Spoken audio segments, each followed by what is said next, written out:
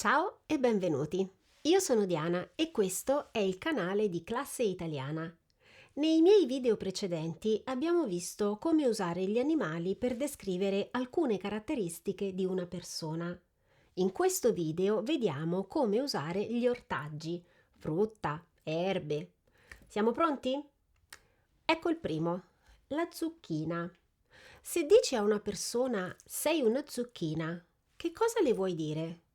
Che la pelle del viso di questa persona ha un colore un po' verde e forse la persona sembra un po' malata? Oppure che la persona dice cose poco ragionevoli ed è molto agitata, come quando si prende una droga o si beve troppo alcol? È la seconda.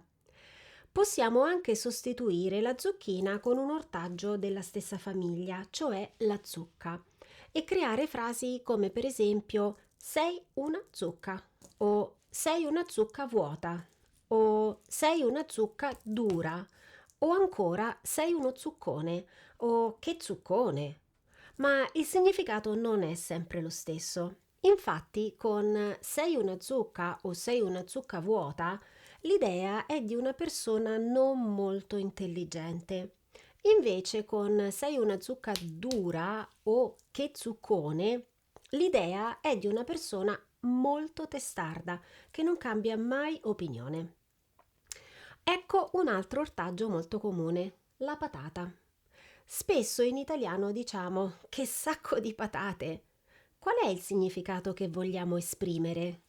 Che la persona è un po' grassa e quindi pesa molto come un sacco di patate? O che la persona è poco agile e quindi poco elegante nei movimenti? Sicuramente la seconda. Il sacco di patate ricorda una persona che si muove in un blocco unico, senza molta armonia e senza riuscire a controllare singolarmente tutte le parti del corpo.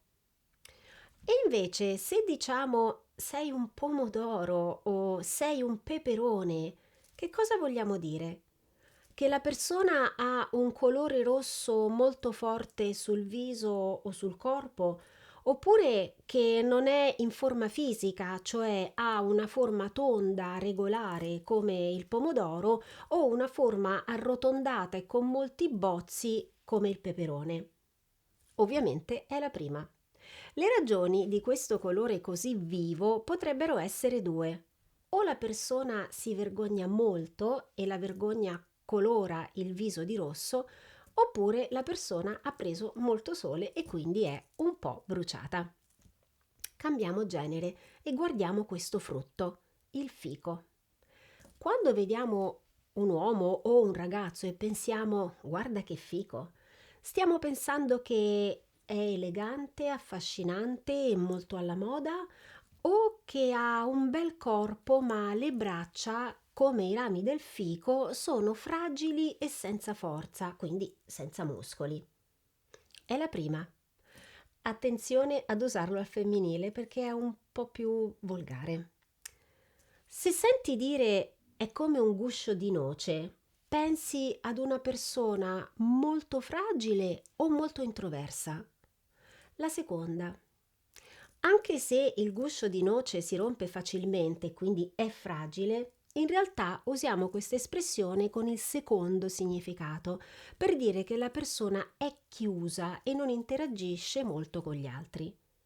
E se qualcuno ti dicesse sei proprio come il prezzemolo, che cosa penseresti? Che sei una persona elegante e profumata o che sei dappertutto? Questo modo di dire è molto legato alle abitudini degli italiani in cucina. Il prezzemolo si trova in quasi tutte le nostre ricette, quindi essere come il prezzemolo significa essere ovunque, cioè dappertutto, anche quando la presenza non è desiderata dagli altri. E poi c'è questa. Lui qui è come i cavoli a merenda. Che cosa può significare? Che è una persona genuina e salutare, quindi è un'ottima idea coinvolgere questa persona, oppure che la persona non dovrebbe essere in quel posto perché è totalmente fuori luogo.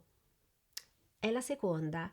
I cavoli effettivamente non dovrebbero essere un cibo per la merenda perché sono salutari e genuini, ma non sono proprio una merenda golosa e desiderabile. Bene, per ora ci fermiamo qui. Nelle vostre lingue avete queste espressioni? Scrivetemi nei commenti al video e fate un po' di pratica con un'attività che ho creato per voi su questo tema. Cliccate sul link in descrizione per entrare nelle attività gratuite di classe italiana e fare l'attività Sei una zucchina. Spero che questo video vi abbia aiutato a conoscere un nuovo aspetto della lingua italiana. Se volete aiutare classe italiana, potete farlo con un clic su questo simbolo nella descrizione sotto il video. Con un caffè sarà più piacevole continuare a creare contenuti gratuiti per voi. Grazie per aver studiato con me. Ciao a tutti da Diana di Classe Italiana.